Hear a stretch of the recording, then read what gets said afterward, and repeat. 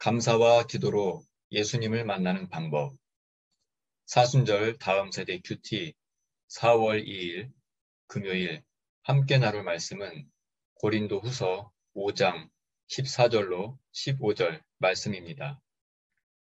그리스도의 사랑이 우리를 사로잡고 있습니다. 우리는 확신합니다. 한 사람이 모든 사람을 대신하여 죽었으므로 모든 사람이 죽은 것입니다.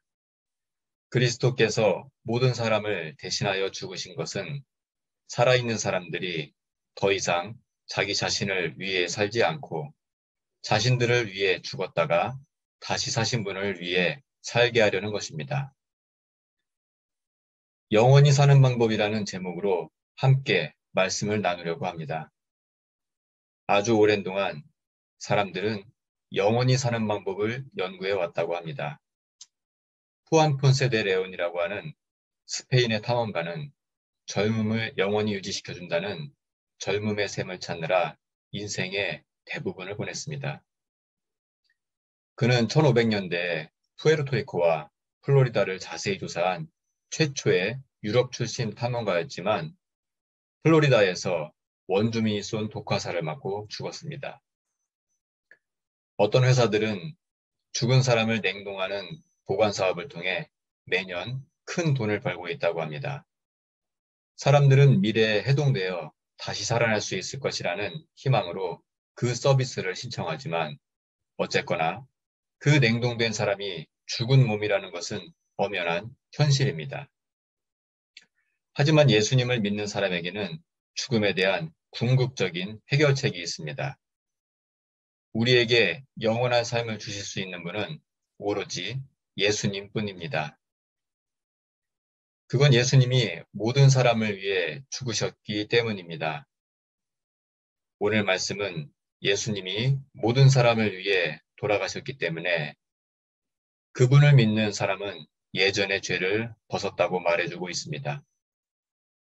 그렇기 때문에 그리스도인들은 자신을 위해서가 아니라 예수님을 위해 살아야 합니다. 예수님을 우리의 삶으로 들어오시도록 청한다는 것은 예수님의 죽음에도 함께한다는 것을 의미합니다. 그로 인해 우리의 죄는 사라지게 되는데 그것은 예수님이 우리의 죄를 대신해 벌을 받고 돌아가셨기 때문입니다. 내가 그리스도인이라면 예전의 삶을 버리고 예수님을 위해 살아가는 새로운 사람이 된 것이라고 할 수 있습니다. 오늘은 예수님이 우리를 위해 십자가에 못 박혀 돌아가신 날입니다. 여전히 우리의 마음을 억누르고 있는 죄가 있다면 예수님의 십자가를 기억하며 다시 한번 진심으로 회개하는 기도를 드렸으면 좋겠습니다. 그리고 나를 죄에서 자유케 해주시고 새 생명, 영원한 생명을 주신 하나님께 감사하는 날이 되기를 소망합니다. 이 시간 우리 잠시 함께 기도하겠습니다.